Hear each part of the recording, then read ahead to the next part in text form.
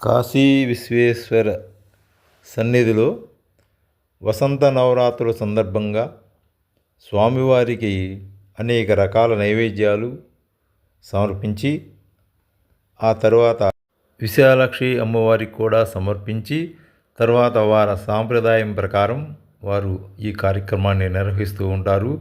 ప్రతి సంవత్సరం ఈ వసంత నవరాత్రుల్లో ఇలా జరుగుతూ ఉంటుంది.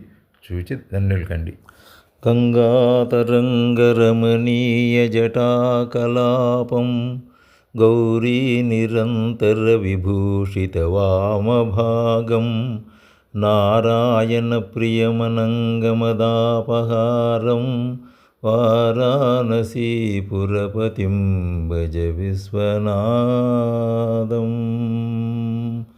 ఓం నమః శివాయ. ఓం నమః శివాయ. ఓం